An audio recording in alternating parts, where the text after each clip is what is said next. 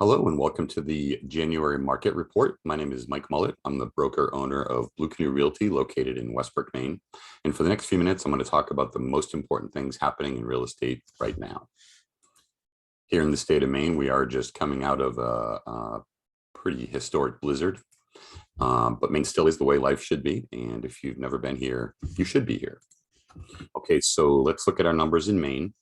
As you can see here, the Maine Association of Realtors and Maine listings tell us that there's been a very high demand during the sales year with a record high sales price of about $299,000. Maine also had a record number of transactions for the year. But an interesting statistic is if you look at December 2021 to December 2020, the number of sales actually went down. So we're getting record numbers of prices, but the number of sales is going down. If you look at it here, it actually shows you across the different counties.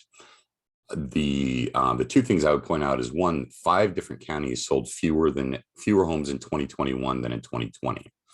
Also note that the median price increased across the state in all counties by about 17%. All but one of the 16 counties had double-digit sales price increases, and 7 of them had increases of more than 20% in 1 year. So again, you're seeing record prices, but the actual number of sales is lower. Well, here's why. Unfortunately, and it's not a new thing, listings across the country are at record lows. Over the last couple of years, housing supply has been depleted.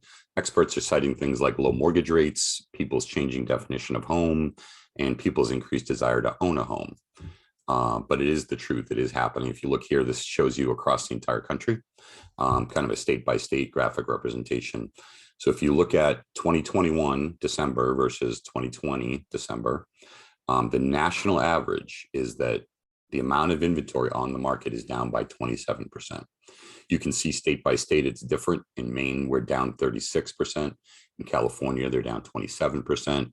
In Florida, they're down almost 50%.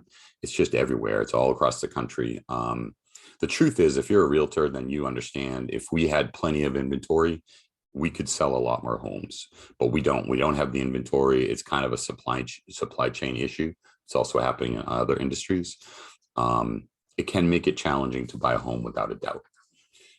Very quickly, if you look at this going back, months inventory of homes for sale. This is since 2019. So again, a month's inventory basically means that it's an estimation of how long it would take to sell the current inventory. So on a small scale, if your town usually sells about 5 homes a month and there are currently 15 homes for sale, then you have about a 3-month inventory. So if you look at this chart on January 2019, we're still about a year before the pandemic. We had about 4 months of average of supply. In 2020, it did start to dip. And then during the lockdown, April, May of 2020, it really went up. A lot of people were fearful that buyers were going to withdraw. As you can see, that absolutely did not happen. Inventory actually went down to its lowest level ever a year ago. So January 2020 to really under 2 months of inventory, which is no inventory really is what that is. Again, we don't have what we need to sell. Here's another one. If you look back all the way to 2011, again, this is coming out of the 2007, 2008 kind of market crash. In 2011, you see we have about 8 months inventory. Getting into 2012, it's about 5 months inventory. The pandemic, as you see there, as we get into January 2020, January 2021, really threw everything into a tailspin. Here you see sales prices. We do get a lot of people talking about how crazy it is, how much prices have gone up in their area. If you're in the Northeast, as you can see, our price increases are by far the least. Buyer demand has been extremely strong. As we said, we feared it would go down. It did not go down. Buyers, especially during the holiday season, which we kind of just came out of, normally you see a lot less showings, far fewer houses on the market. That has not happened over this holiday season. Buyers are out there looking, making multiple offers, getting out there to try to buy a house. Again, if we have more inventory, we could sell more homes. So let me pause real quick. So you probably already knew we have low inventory. You probably already knew buyers are out looking. one of the questions that people ask is, well, where is the opportunity? Um, a lot of experts are talking about where the biggest opportunities are, and it's here. It's in equity. This is something that people are starting to talk about, but it really deserves a lot more attention. So basically, equity means how much your house is worth minus how much you owe on it. So if your friendly realtor tells you your home is worth $450,000, you talk to your lender and you get an estimated payoff of $200,000, then your potential equity is about $250,000. Ultimately, in this market, equity is really what's driving a lot of the activity. A lot of people are asking, do we harness that, that equity, sell and move up, use that money to move up? Do we downsize? Do we retire and maybe have a bit of a nest egg? Are you thinking maybe that single level living is the way to go? Again, the point is that the more equity you have, the more options you have.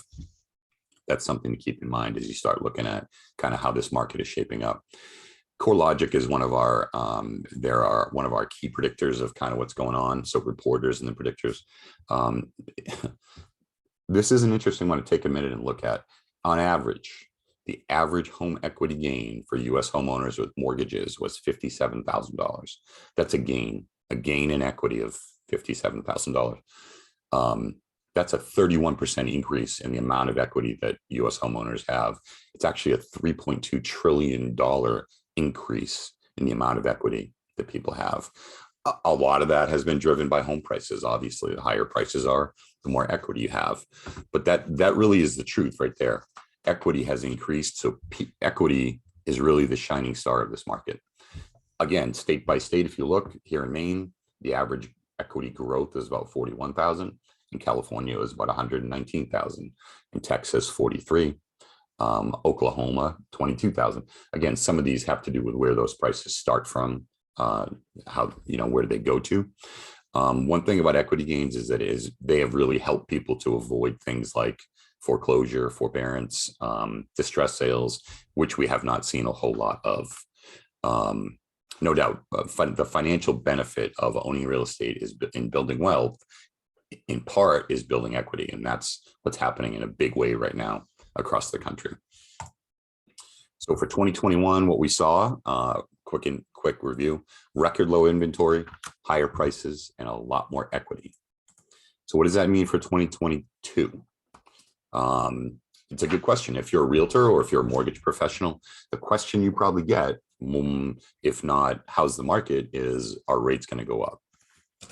So again, as you can see here, this is where kind of the professionals in our industry start doing some predicting.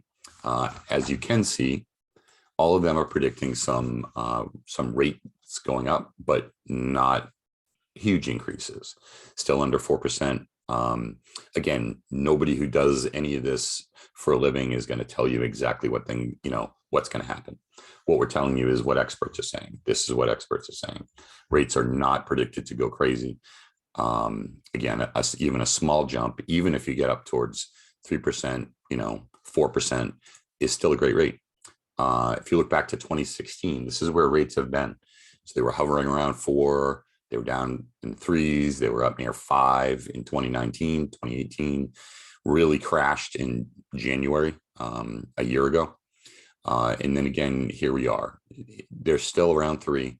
They are still at historic lows. Still great financing for homes. People don't believe that, and that's why I found this chart. If you don't believe that 3 to 5% is really great financing, look at over the last 30 years. Look at the 80s, 1981. Rates were at an all-time high of 18.63%. That's when our family moved to Maine. I think that our rate was in the 15-16% range. So again, as you see over time since then, they've trended down, consistently down. Even after the 07, 08 kind of crash where they were holding steady, they've come down. So even again, if you have a rate that's in 3, 4, 5, 6% range, a lot of experts will tell you 7% is what's going to make the market balance. So there's enough buyers out there to buy the inventory. But when rates are tremendously low, there's too many buyers out there. Everybody's qualified, and there's not enough houses for sale. Another factor of this market that we're kind of using to look forward to next year has been forbearances. they have continued to trend down. A lot of people have talked about waiting for, the foreclosure kind of boom to happen. It's not happening. It's not happening now. This is telling us that 1.6% of active mortgages are somehow falling in forbearance. Again, that's under 1 million. That's very, very low. So experts are basically calling that a non-issue. The truth of the matter is that homeowners who are in trouble, again, they gained $57,000 in equity last year. If they are in trouble and they cannot keep their house, they can sell it. Whereas before, they had no equity. They couldn't sell it. So that's kind of where we are. Because the other thing, the truth is that lending standards, they're still under control. They were brought under control after the housing crash in 07, 08. They've really stayed there. In fact, if you look from June 2020 to now, they've tightened up a little bit even more. So they aren't just giving everybody a mortgage. People are still being smart. And I think maybe we, as an industry, we learned a lesson there. So again, overall, you look at interest rates, you look at inventory, forbearances, prices, equity, you look at everything that's happening. You see the experts are predicting that it's going to be another strong year for housing. We do think rates are going to tick up a little bit. We're hoping sales will rise. I'm going to agree with those people, like this person who's predicting a 16-year high in numbers of sales for 2022. We do need more inventory. Buyers are out in full force looking to buy. But again, overall, it looks like a very, very good real estate market coming up in 2022. I appreciate you watching this video. If you do have any questions about real estate, especially here in the Southern Maine area, I'd love to chat with you. There is my contact information. I am Mike Mullet with Blue Canoe Realty. I hope you have a great day.